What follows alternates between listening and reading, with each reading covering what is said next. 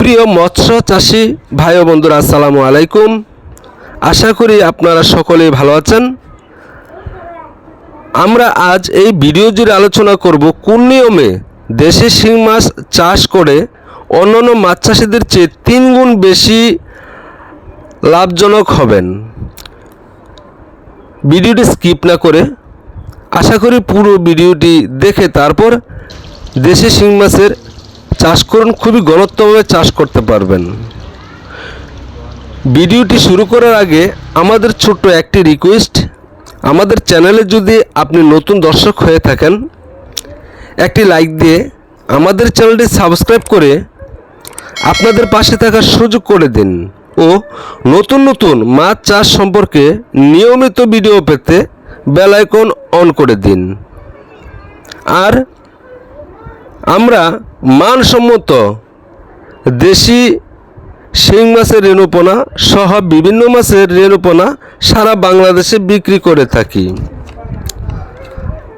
আপনারা যদি আমাদের কাছ থেকে ভালো মানের ফিমেল মানে মেয়ে শিং মাছের পোনা সংগ্রহ করতে চান তাহলে ভিডিও স্ক্রিনে থাকা নাম্বারে সরাসরি যোগাযোগ করুন।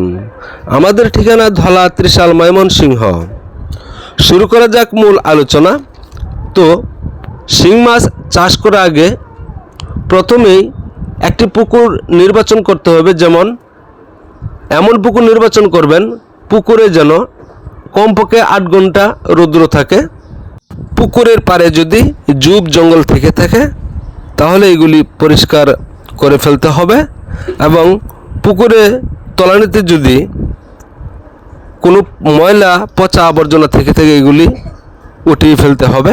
তারপর তলানিতে প্রতি শতাংশে 1 কেজি হারে চুন প্রয়োগ করতে হবে এবং গ্যাস ট্যাবলেট দিয়ে সমস্ত রাক্ষসী মাছ এবং টাকি মাছ থাকলে, সাপ ব্যাঙ এগুলি থাকলে পরিষ্কার করে নিতে হবে গ্যাস ট্যাবলেটের মাধ্যমে।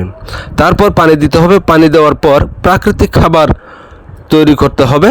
শিং মাছ চাষ করতে হলে প্রতি শতাংশে 5 কেজি গোবর সার এবং 100 গ্রাম টিএসপি, 100 গ্রাম বিআইপি এবং 100 গ্রাম সরিষার খৈল প্রয়োগ করতে হবে।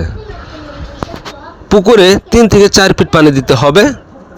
তারপরে উন্নত মানের মেয়ে মাছ দেখে, মানে মেয়ে মাছ যদি আপনারা পুকুরে দেখে সিলেক্ট করে পুকুরে মজুত করতে পারেন তাহলে প্রতি শতাংশে 1000 পিস দেওয়া যেতে পারে। আর যদি মেয়ে পুরুষ একসাথে মিক্স করা থাকে তাহলে 2000 পিস শতাংশে দেওয়া যাবে। কারণ 2000 পিস দিলে আপনার অনেক ঘনত্ব হবে, কথা ঠিক আছে, কিন্তু এখানে পুরুষ মাছ ছোট থাকবে, মেয়ে মাছ বড় হয়ে যাবে। এখানে মাছ চাষ করে লাভবান হওয়ার কোনো সম্ভাবনা নাই। তাই আপনারা মেয়ে শিং মাছ দেখে পুকুরে মজুত করুন চাষের জন্য, তাহলে আশা করি আপনার লাভবান হবেন। আর এই শিং মাছগুলিকে প্রতি 2 বেলা খাবার দিতে হবে।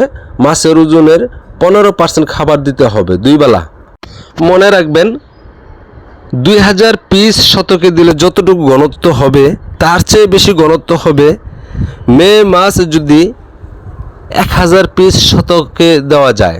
কারণ মেয়ে মাছ অতি তাড়াতাড়ি বড় হয়, তাই এদেরকে খাবারও কম দিতে হয়।